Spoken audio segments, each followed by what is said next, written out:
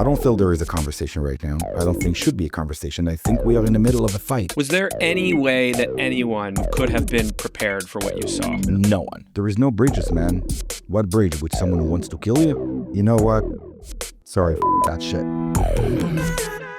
Welcome, everybody. This is Being Jewish with Jonah Platt, and it is great to be here with you all, especially on today of all days. If you're watching or listening to this episode on its day of release, it is October 7th, 2025, the 2-year anniversary of the most horrific massacre of Jewish people, certainly in my lifetime.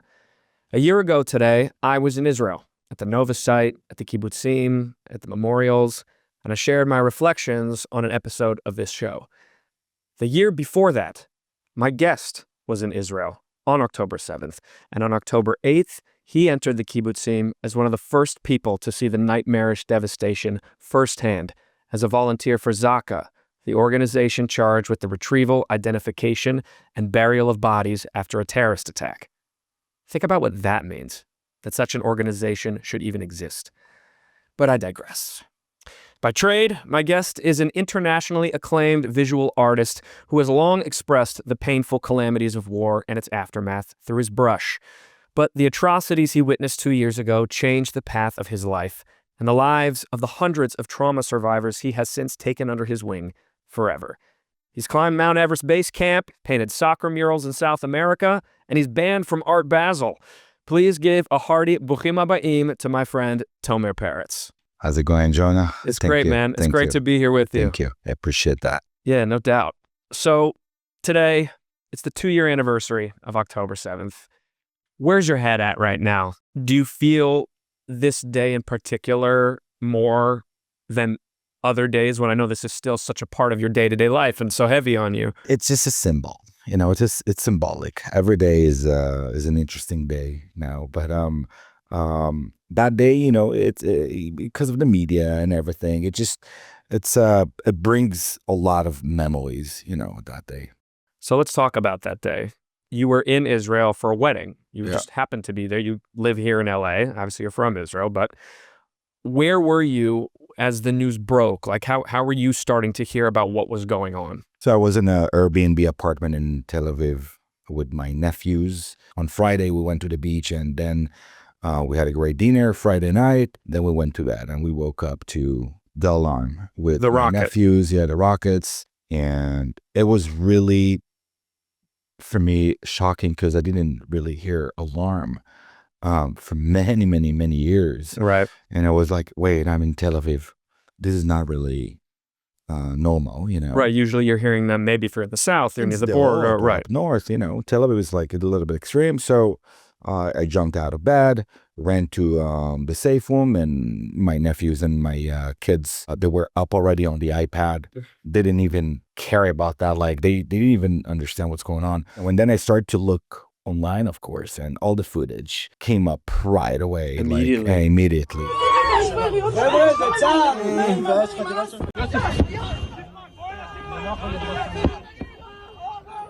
And in seconds, I realized that this is no joke. Something is really serious going on. I was locked on the phone for like a few hours until I look up and start to plan my next move. Which is what? Volunteering, because every person I called to or was not available or picked up or answered with a text message, I'm busy, I'm doing this and this. And so I realized that everyone is doing something around me. Most people that I know, which is my family, my extended family, my cousins, they're all put a uniform on themselves and jump down south. And each one of them in serving in reserves, and some of them even their daily work is in a defense in Israel. So everyone in my surrounding did something. So obviously I couldn't stay and, you know, watching the whole thing out of my phone. So right.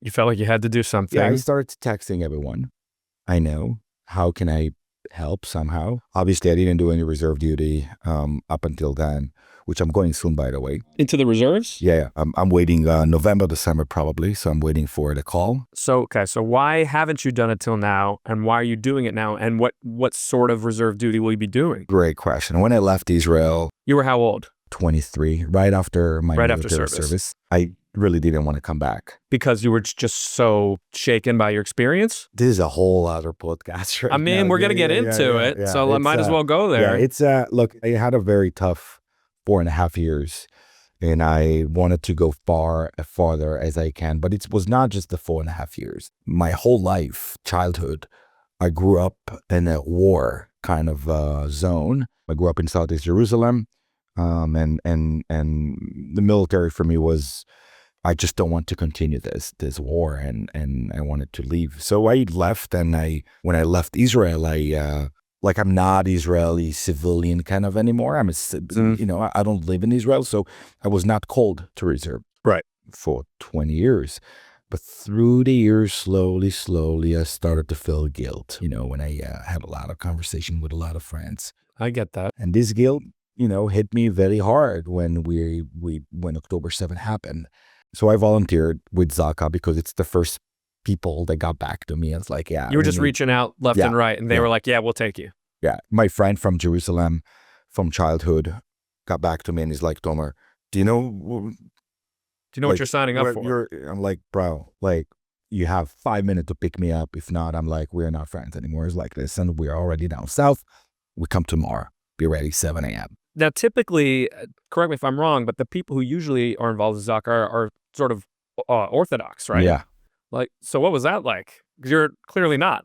Dude, it was a whole trip because... And why is that? Why is that who trends to be a part of that group? You cannot do something like this if you don't have a very, very strong spiritual belief about the actual action of picking up dead bodies. It's not something that you do just because you want to volunteer. You Right. can't mentally. You have to have something very strong in you, some very strong belief that we're supposed to do it as a religion, Right. And this is really above me. I'm not that deep. I'm not that religious, even though I grew up in a religious family, but I kind of left that part in a very early age in my life. And I obviously didn't care. Like I wanted to be there. I wanted to do something, anything. I didn't really think, honestly. Yeah. It was an instinct, and I just follow my instincts. Was there any way that anyone, including yourself, could have been prepared for what you saw? No one, even them. And you asked me how it was to be a non-religious. I got so many eyes on me. In what way? I'm covered tattoos. Just like who's this guy kind of eyes? Yeah. Yeah, who's this guy? So I felt like I have to prove myself.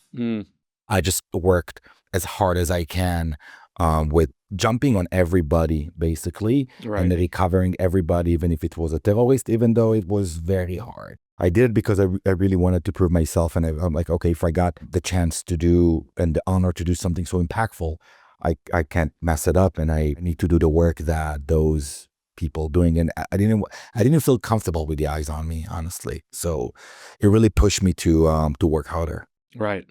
And where was the first place you entered? The Nova site. That was your first stop. 232.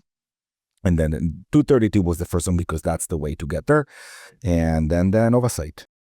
Many of us have now seen photos, videos, documentaries, a lot of horrible things. Some have seen more than others. Without getting, too graphic or maybe getting graphic, like what was the most shocking sort of things to find, or what stays with you and haunts you? Burning bodies. The burned bodies. Ashes. Bones. Yeah. The way that they've been left, meaning the way that they were killed, that was Right. very odd, very strange, and very hard to look at. I saw when I was in Israel, I got to see some sort of unreleased photos of, faces burned, but bodies, frozen, heads smashed. I mean, Finger cuts. finger cuts? Yeah. Cut off. Yeah, cut offs. Like no fingers, no arms. Ugh. Partial of the body burnt and partial not. Right. A lot of weird marks like stabs, not just like a body laying on the ground Right. and like a bullet in the head, Right. like, and sometimes you see few holes in the body. And it just This wasn't what you had seen in your IDF no, service. not at all. Right. Not at all. Not even close. The time that was spent before the killing, that was something that ran a lot in our head. We spoke about it the whole time. Every time we picked up someone, how did it got to that point? And a lot of rumors and different people say different things. I heard about this one, and this one was raped. This one was not raped. It was a lot of questions, and it was very chaotic because you don't know what really happened before, but you can imagine, and you come up with a lot of stories. The last thing I'll ask about this, and then we'll move on from this, is there anything you saw that you're like, you guys have to believe me, I saw this? I know the people who found heads. Okay, I know them. Mm-hmm. I was not the person who found actual heads. I know some heads were in different places, not in Be'eri, but I know the people who found the actual heads that were hanging on a fence, literally heads of soldiers, and some of them of not Israeli citizens, like Thai people from Thailand, Right, and the workers, immigrants, the workers, yeah. a lot of soldiers' body parts, and I know the people who found it. While you were there, you also, filmed yourself a bit and put it on social media.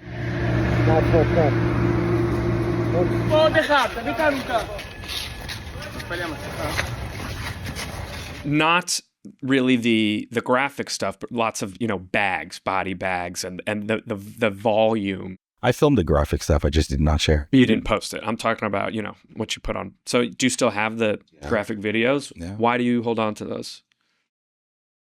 I don't want to forget. And I release sometimes and I send it to a few people. It's not sacred for me. Everyone needs to see it. This brings me to another question, which is, I'd say one of my biggest frustrations with how Israel has handled the communications war is the fact that those videos and that footage is not everywhere all the time. How do you feel about that? I think the whole world should be blasted with all those footage right now. I agree. Look, I had those arguments the first day already with ZAKA. Yeah. At the first day. And what was the response? Wow. I almost got kicked out from Kibbutz Be'eri a few times. Just for suggesting we need to be showing... Almost got into fights with few of them. And I realized and I got the point of what's going to happen soon. I think in the first hour I got into the Nova site. I told everyone the entire world should see it. And because I'm in touch with a lot of people from LA, and I went with people from Jerusalem who barely even using Instagram with barely even communicating with some people out of Israel. So I realized that there is a whole miscommunication right now. No one knows what's going on. And right away I started to film that. The team leader, I took him to the side and I hold his face. I'm like, listen to me. I don't care about your rules. Everyone should see it. He's like, Tomer, I get it. Just when you pull up your phone, just hide your phone. I get it. I'm with you. So, and that's what I did for the entire week. And I got caught a few times by the ZAKA guys because they're like, no, you cannot film or take a photo of a dead body. I'm like, you know what? Like a religious thing? Yeah. Mm-hmm. Yeah. Because of a respect for the family and right. a religious thing. I understand like, the respect for the family, but like... I'm not going to share any face. Right. I don't know how I saw it coming. I saw the fact that we are not sharing enough coming, and we're still not sharing enough. Oh, yeah, big time. Yeah. Frustrates me, that's for sure. So you finish that experience, you come back to the States, and you fall into a heavy depression. Yeah. Right away? Right away. Right away. Where, I read you've said, you're not wanting to get out of bed, you don't want to do anything. Yeah, look, I had a manager, and I had a gallery, and I had a whole life and real estate and this, and I was doing a lot. And I decided that I don't want to do anything anymore. So I had to leave business operations and business ventures and just stop responding to messages. I was in bed I didn't want to do anything anymore. I wanted to go back to Israel Mm-hmm. to help ZAKA and to see how can I join the reserve.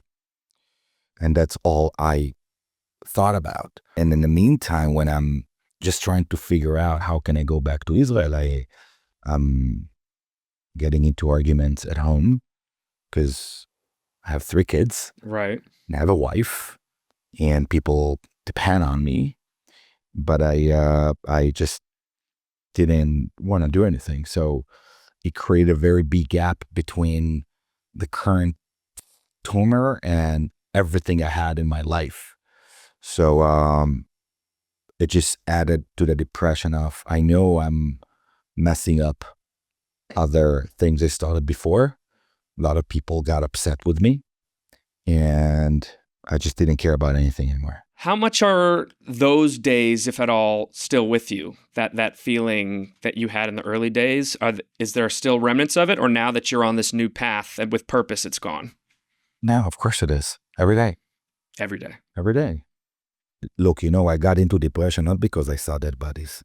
I got into depression because everything was meaningless for me. Everything I was doing, and every person that is in my life right now is not important anymore. And I am completely in a different place right now, and I don't want to do anything related to what I did before October 7th.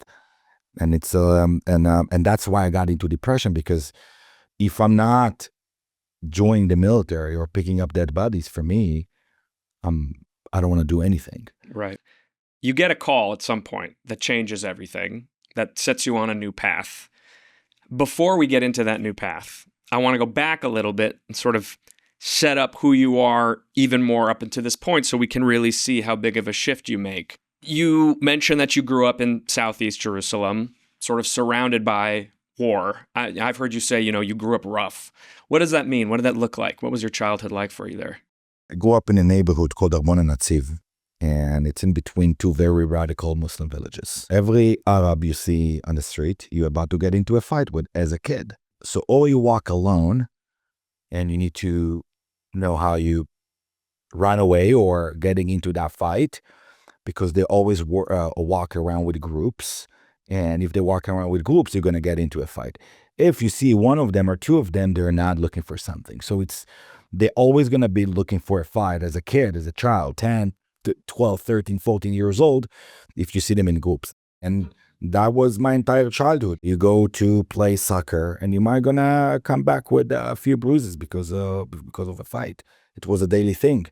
And you know what? With that being said, I think I had a great childhood. Yeah? Yeah, because I don't feel like I went through some kind of a trauma as a kid. I like the fact that I got into a fight. Sometimes I got some kicks in my ass, and sometimes I gave, so it's like it was a mutual thing. They were stealing our bikes, we were stealing their donkeys. I was riding a donkey at least once a week that I stole from the Arab village next to me, because they stole my bikes 2 times. Definitely the first person on this podcast to say they've stolen and ridden a donkey. Yeah, that was the childhood in the neighborhood. Wow. I mean, that's different. A little different than how I grew up, I'll tell you. When did you first turn to art? Where did you discover that outlet? It was not art for me. It was a getaway. Right.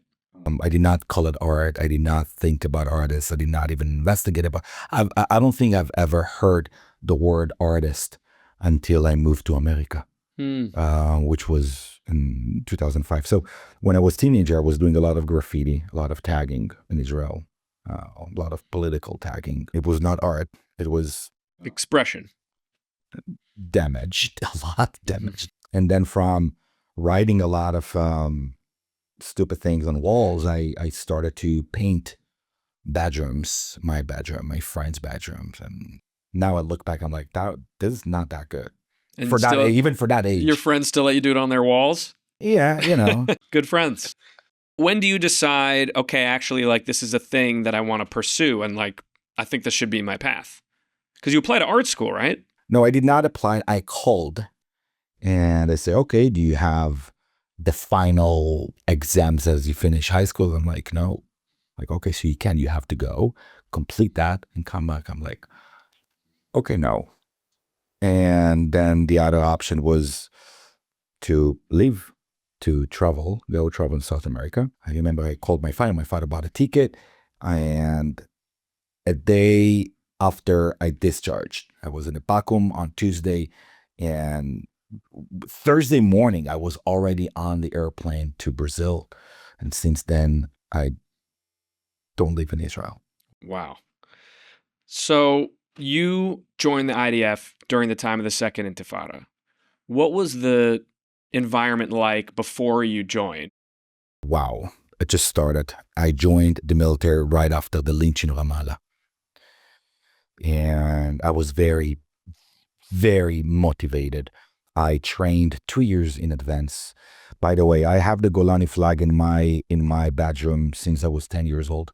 My father was in Golani. My brother was in Golani. My entire extended family, all in high-rank units and special forces. So the pressure was already in a very early age, and I knew that I'm going to be in the best unit in Golani before I even joined the military. So I got prepared for it. Tell my audience who don't know about Golani and the different sort of, brigades you can be in.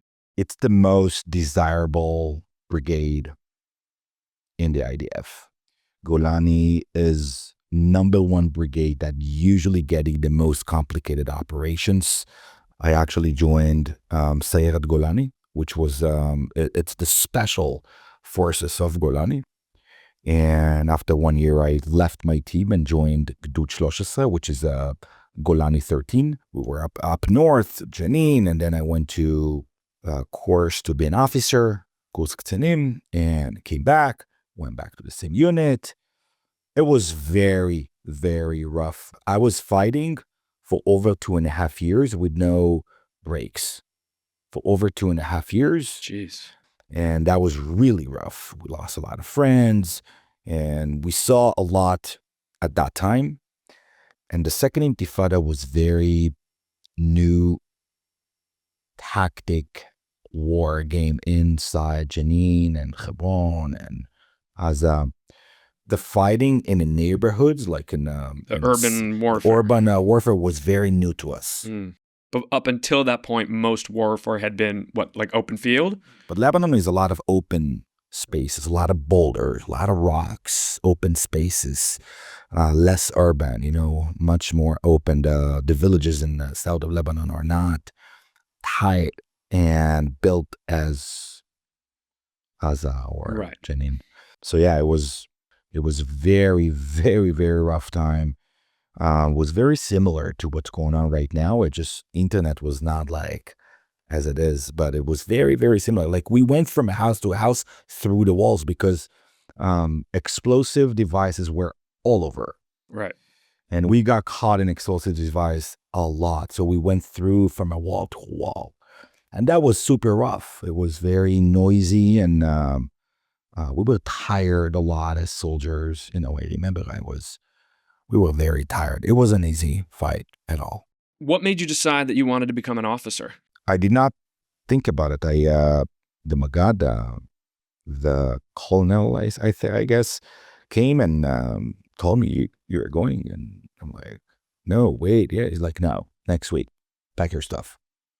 And my father was proud, and the family, wow. I was like, I felt it was the first good things I did in my life. So like maybe I should do something good, because I was a very wild kid, and right. It was an honor. I felt proud, but I did not plan it. Well, a lot more responsibility. A lot more different game. When people outside are watching a war unfold, you can see that the narrative that's being drawn. It seems like the army is sort of an extension of the government and the country. I imagine being on the ground, it doesn't feel like that at all. It feels like you're doing day to day what you need to do for your people and the task at hand. How much are you even aware of that bigger picture as you're on the ground, going after your objectives? Was not aware. Nothing. At all. Yeah. Didn't care about that. Right. Nothing, zero. don't forget, we didn't have internet, so I was not exposed to what's going on around. But only when I left the military, I looked back and I started to realize, but no, when I was there, no connection to the outside world at all. I'm assuming you know many people who have been in and out of the military over the last couple of years during this current conflict. Has that come up, sort of that, how different that makes the experience? Yeah, of course. The fight is a little bit different. The rules are different. The pressure from around the world is much different. And they feel that now in the moment when they need to be focused on what they're doing. Some of them. Yeah. Reserves. Right. Because, I mean, the reserves are coming out and going in. Yeah. That's tough. Yeah. Interesting. And they have more connection to the outside world, the reserves, than the young soldiers. Right. They have jobs. They have spouses. They have kids. Exactly. Right. It's different consideration. Some of them even living outside the country. Right. And they came back. Yeah. So during your military service, this was something that I learned when I was in your studio recently. You were doing a presentation for your new nonprofit, the 8 Project, which we're going to get into. And you are doing this, slideshow sort of about who you are and your story and how you got to this point.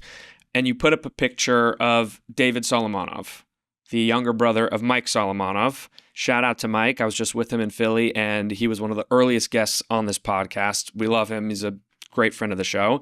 And we spent a long, significant portion of our conversation talking about the death of his brother at the hands of Hezbollah snipers and how, that changed Mike's life, obviously, forever. And there, all of a sudden, he's in your slideshow, and you are his officer. Can you talk about that experience and how? And you said that was one of sort of the pivotal traumas of your experience. It was one of the biggest shocking for our unit. It was in Yom Kippur.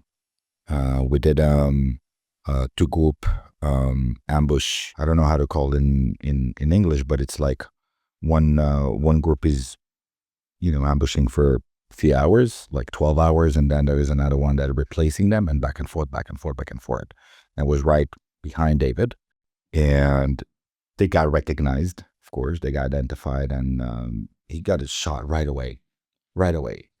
He recognized something also, but as soon as he, I think, lift his head in maybe an inch, they shot him. It was a sniper, Hezbollah sniper. Mike said it was in an apple orchard. Is that right? I guess so. Yeah. And look, it's the biggest thing that I remember and doesn't leave me was the fight after, because we recognized the terrorist running into a house.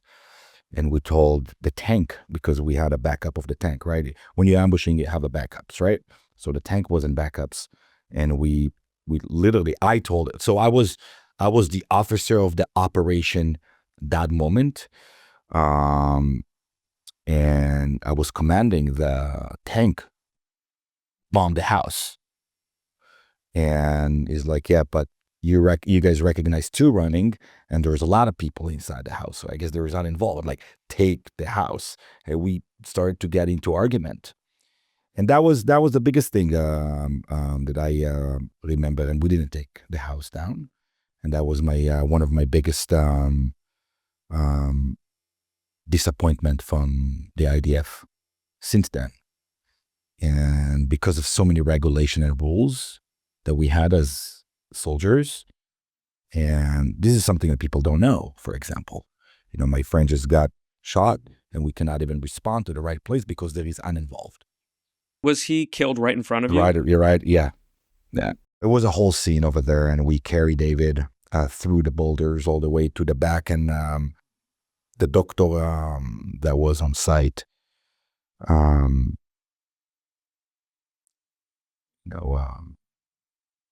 obviously said that he's dead. I was the first one who got that on the radio, and I was the one who transferred that to everyone. What about David's death was so painful? One of the closest people that was to me that it was very close. It was, it's. You mean close, like your relationship with you physically? Physically and relationship, and it was just, I think, few days before he was supposed to be done. be done. And David was not supposed to be in the ambush. It was another guy who was supposed to be in the ambush. And the other guy came to David, and he's like, David, I want to, because it was on Yom Kippur, like, I want to pray, and I'm fasting. Like, yeah, I'll go. Don't worry about it. David was not supposed to be there. Damn. Yeah. That hurts. Yeah, very much. As an officer, obviously, you can't control everything in that environment at all. How much responsibility do you end up feeling when something like that happens? You do. A lot.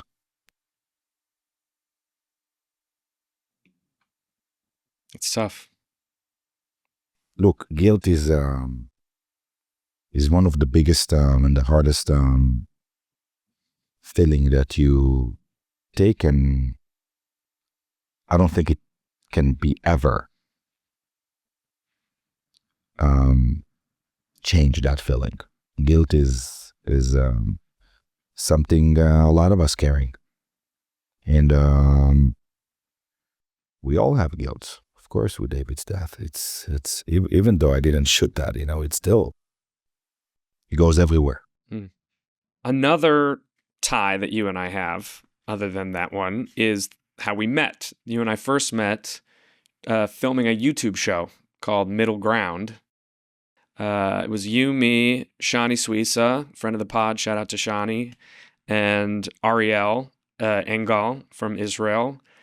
It was the four of us around the table with four Palestinian Americans. You can watch this episode. We'll put a link to it in the show notes. One of the things that stands out to me from that experience is remembering you sort of trying to describe the ethos, the value system of the IDF, and seeing how frustrating that is. And, we see it today writ large, where someone says, you guys are monsters. And you have to say, no, you don't understand. Like, our whole vibe is to protect and to value life and this and that.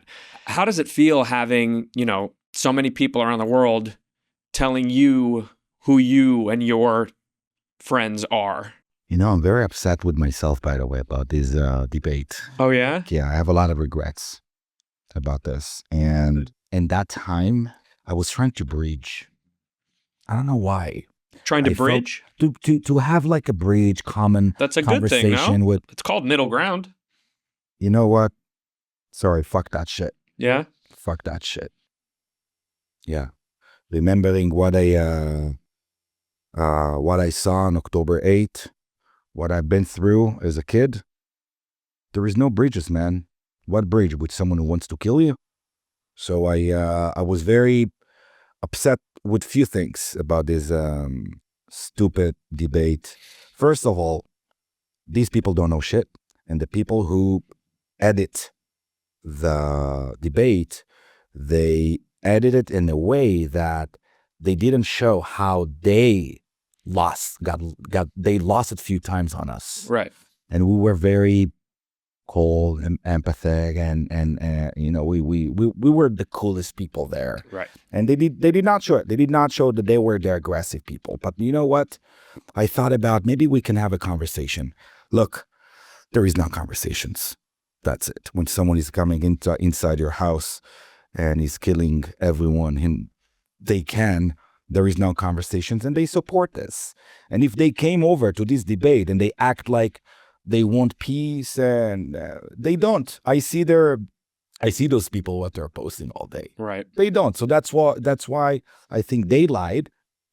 And I thought I can have a conversation with some of them. I realized that after the debate, I looked at it and I'm like, you know what? I regret some of the things that I said or didn't say over there, actually. I don't feel there is a conversation right now. I don't think should be a conversation. I think we are in the middle of a fight. After the fight, we'll talk. After we get the hostages back, we'll talk.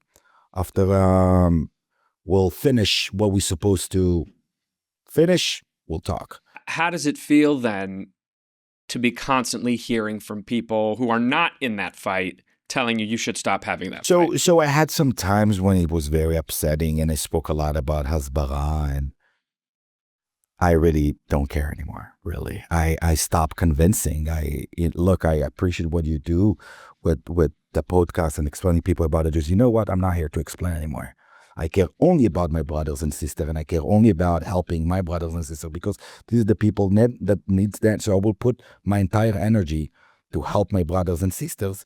And when I will finish with that part, I will start thinking about a bridge between the other side. Because it doesn't matter what I'm going to do. Listen, I posted everything the day after. I shared everything.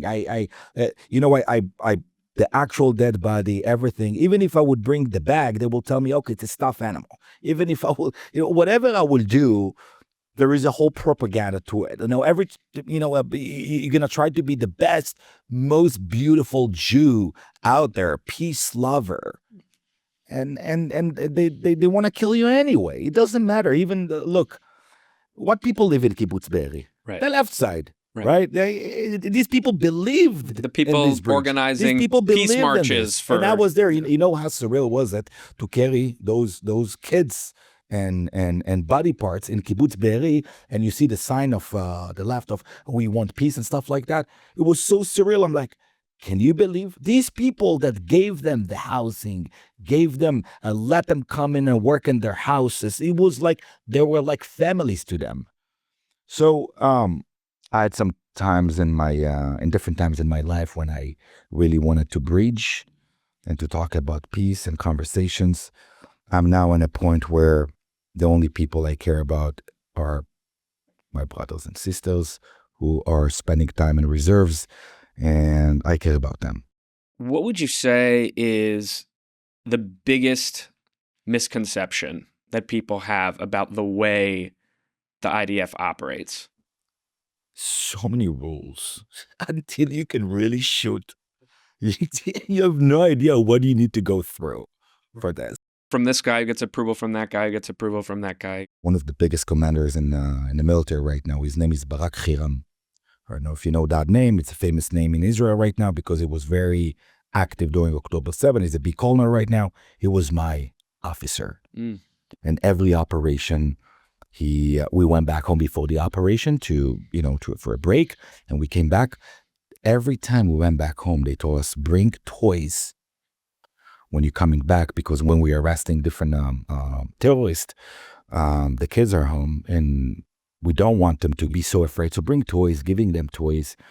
And the protocol of how to deal with the families when we do something like this was very strict. Meaning, I learned in the IDF that your enemy, you need to respect your enemy in a level that sometimes was weird. Can you give an example? Yeah, giving toys, or the way you hand them, the way you hold their hand next to their kids, next to their wives, the way you go inside the house. Long time ago, we used to have the rule of kesh bagag. Like before we even coming in, we tell them we are coming in. What military does that? You can't shoot. As a soldier, or even as an officer, I can't shoot because I think that I see something.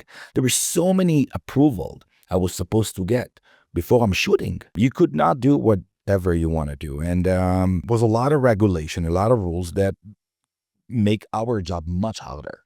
Much harder. I see it as a beautiful thing, really, because, I still, even though I losing my empathy, I'm sorry, because look what's going on. I still have respect, to humans and even to the uninvolved. I feel bad for them because they don't know any other reality. So I don't even blame them sometimes, Let's say right now we'll go to an operation. I'm not upset with the kids or the entire families, or I don't even have emotions involved. I do what's supposed to do, and I respect the IDF. I was always respecting the IDF rules, and it was always overprotected of the other side. Always overprotected. And there you go. When I told the tank, take the house, I was so upset. David just got killed. Take over the house. He didn't. So this is the idea, but it's something that you cannot ever convince anyone with this.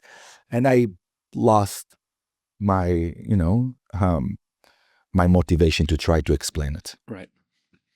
I get that. Do you think those approvals are there because it's important to be careful, or we have to be careful because if we aren't, everyone's going to say that we're monsters? Those kids don't know anything else. They were born to it. Right. They don't know that we are the good people. It's like you being born in that neighborhood and being like, this is it. Exactly.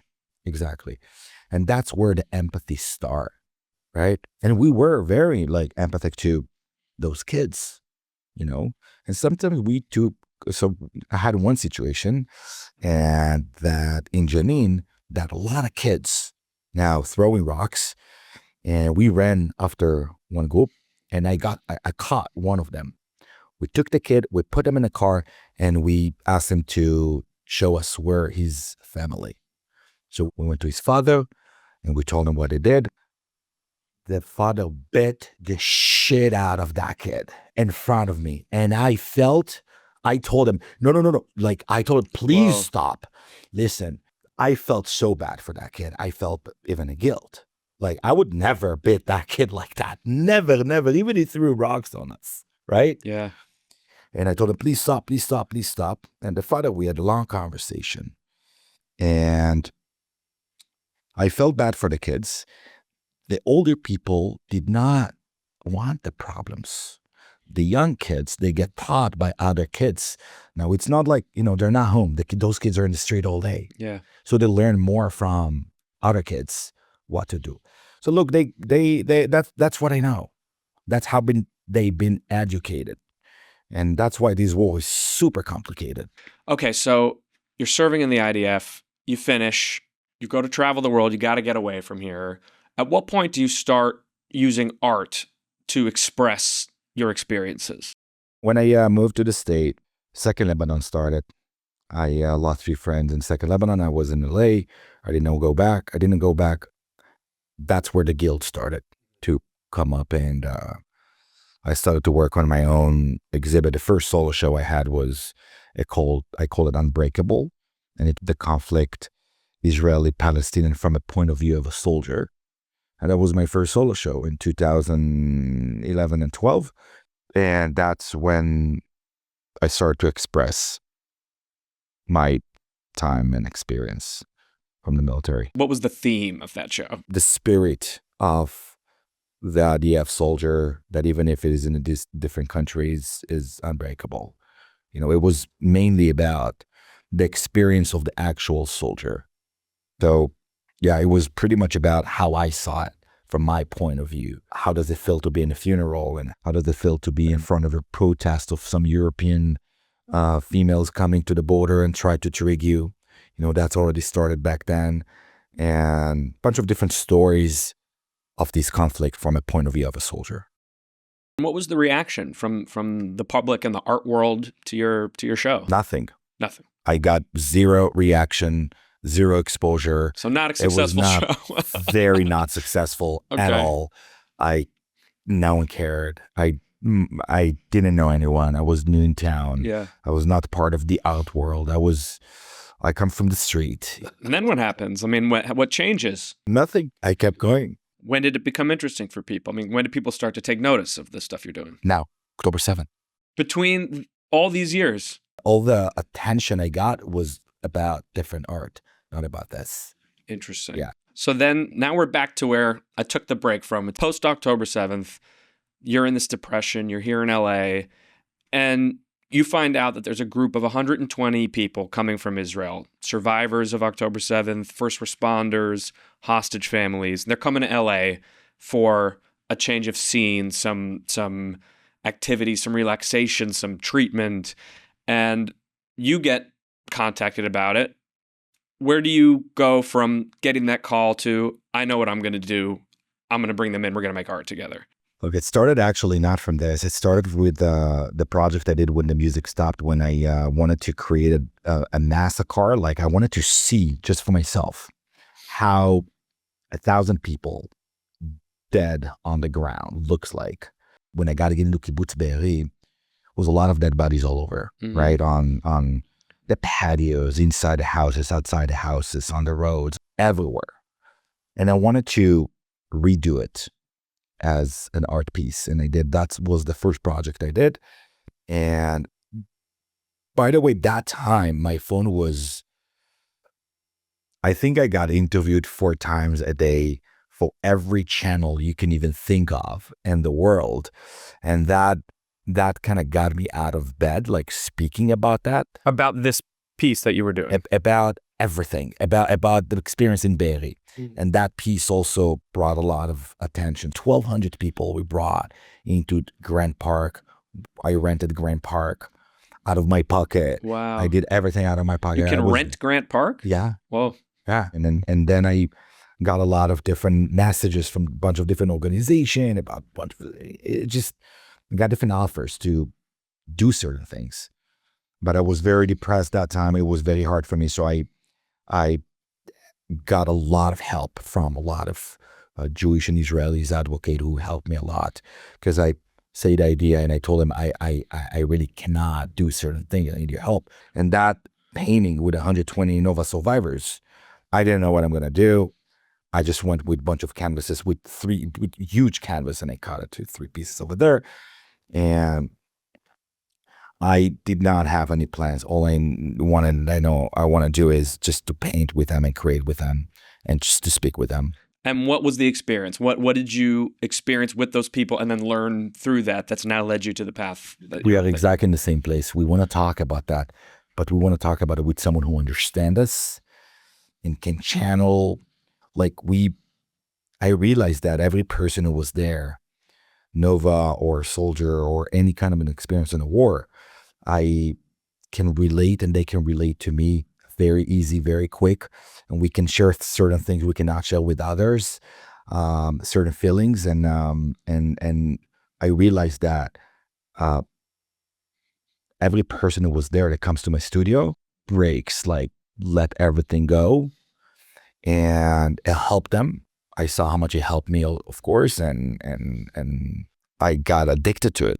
And just so, I know, but so the people who don't know, like, these were not artists. These were just people. And so how did you guide them? What, just put a brush in their hand and say, have at it? What was the process? Because you'd never done anything like this before. So what did you tell them? I think when you really feel open and someone is helping you removing your boundaries and obstacles of sharing something, and you feel very comfortable in sharing certain things, that's how it started. It started first of all with feeling comfortable with each other. Right. And I think that's how we felt. That's how I felt with them. That's how they felt with me. And then the painting is the simple part, just to bring a visual aspect to what you think with words or colors or anything. I don't know, it just happened very easily, and they felt very comfortable with me, and I felt very comfortable with them, and we cried together, and we hugged each other, and some of them even came a day after to the studio, and 2 days after, and they kept on coming and kept on painting on this. So it opened something that helped them to share their fear, experience, dreams, hopes, everything. And on those canvases, you added some of your own sort of touches once they were done, including the phrase, "the light will win," right? Where did that come from? Why those words? The phrase was for me, because I felt really in the dark, but I knew that I need to, light up my life somehow. And it was that process of understanding how can I, be normal again. I don't know, because I felt like I'm going crazy. Yeah. So I had a hope that something will get changed, and I will be able to get back to my life after that, because I couldn't think about anything else beside this. How much of the healing do you think is about the connection and the conversation that you're having around an activity, which is art, or how much is it the getting out of stuff onto the canvas? Both. Equally important? Very, very. And I'll tell you what, I think just the fact that we have a whole psychology problems in the world of psychology right now. Therapists don't even know how to deal with some of the problems that are coming up right now. And I believe that if you bring someone that experienced that, not from a therapist's point of view, not from someone who went to school, someone who was there, served in the IDF. It wasn't a war. He saw some dead people. He was part of the October 7 game thing in Israel. But that person brings different medium to process. And honestly, 100% success. I can get to all of them because I know how does it feel. And when you really authentically know how does it feel, not because you learn at school, you can connect with them on a much different level than any other person. So, and the canvas is the medium I'm using. I'm not using a therapy talk. Right. I don't have those important, smart questions that therapies have. I use my medium and I use my paintings and I inspire them with my work. So instead of speaking about a situation, you can speak about the work. So it's like an entrance from the back door. So art is my toolbox of doing this. You've started your own organization now to sort of formalize the work that you were doing.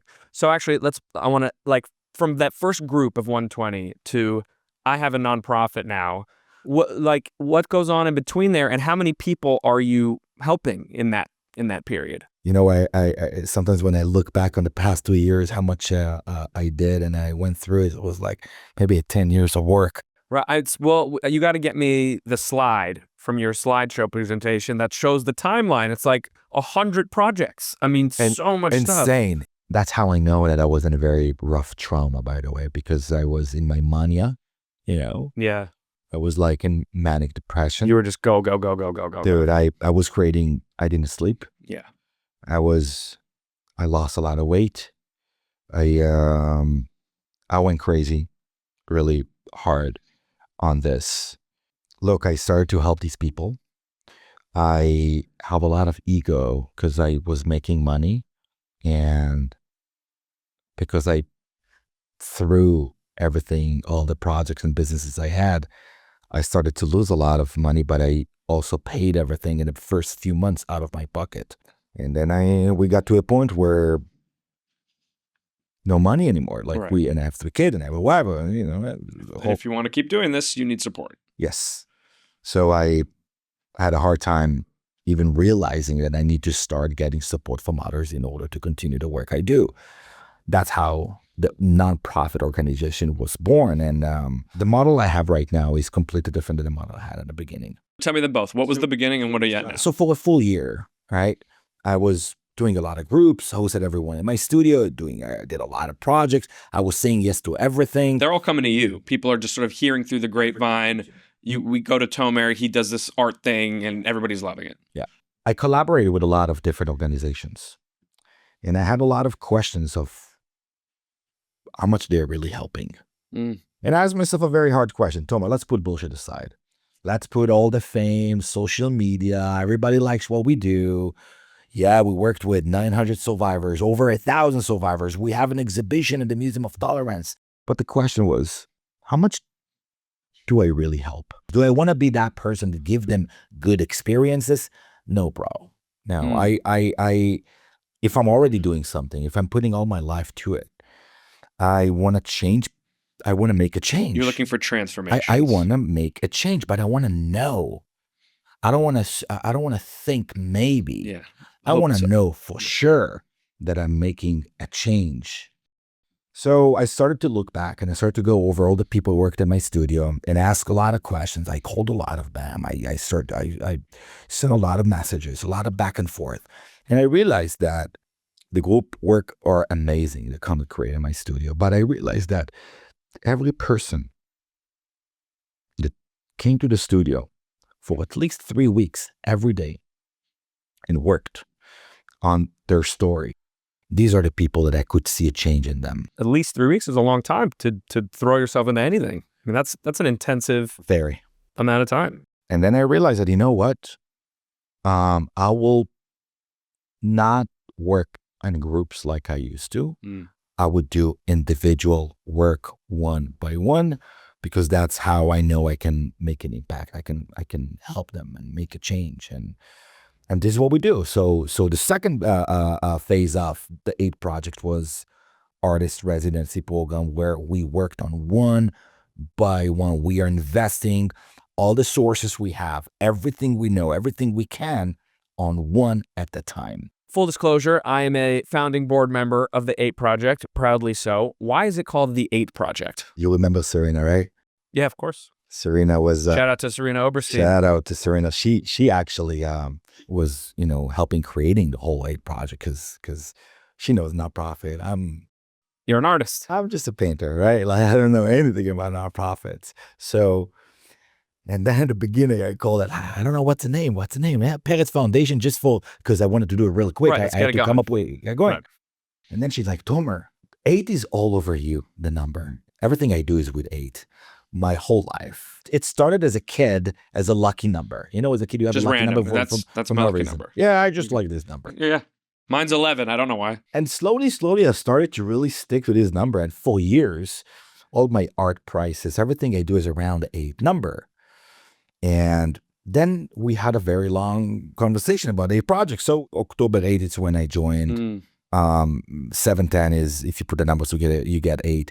8. Wait, what? Oh, yeah. Got it. 1, 0, and 7. Okay. God created the world in 7 days. That's right. how we live in the, Jewish people. And on the 8th day, we started on living, right? So also in the Kabbalah, 8 is the number that is above nature, meaning it's everything that we don't see. It's that power of the behind of everything that is really happening. That's a powerful number. So we call it the 8 Project because once you are part of the 8 Projects, your new beginning is starting. So, right. It's the day after. It's the day after. Yeah. I love that. What's next for the 8 Project? Like, what do you have coming down the pipe? What I'm doing right now is the most meaningful thing I've ever done in my life. And I think I make some dream through right now. And I wake up every day with a big smile because I know where I'm going and what I'm doing. And honestly, the only thing that I care about right now is to grow 8 because more people need to take a part in this. We have a lot of applications. It's growing. There is a lot of need for it. And I believe that the 8 Project need to be multiplying in different states and countries. And these model need to be used in any mental hospital in Israel. Where can we see the art? Some of it is in the exhibition, Art Will Set You Free, in the Museum of Tolerance. Which is here in LA. I know that exhibition is coming to a close, or maybe will have already closed, but it's been available for people to come and see. Is it going to move anywhere else? Are you going to do anything else with it? I believe Art Will Set You Free will keep going. Oh, great. What work we'll have over there, I don't know yet, but yes, a lot of the work we're creating will continue to be displayed. Continue to be displayed. Absolutely. Amazing. It's one of our mission statement of the 8 Project to keep on showing the artwork. The idea is to get to as many museums and different institutions, galleries, to expose those creators and artists and people who got affected by the war, to show their stories through art. All right, so if you run a museum or an institution, hit up the 8 Project. Let's get it moving. Tomer, usually we end the show with a lightning round, but it doesn't feel quite appropriate for this episode. So today we're going to end just with a moment of silence for all the lives lost on October 7th, since October 7th, that will continue to be lost before this war ends. And also for the hope, the possibility of what can be, and a prayer for that the light will win.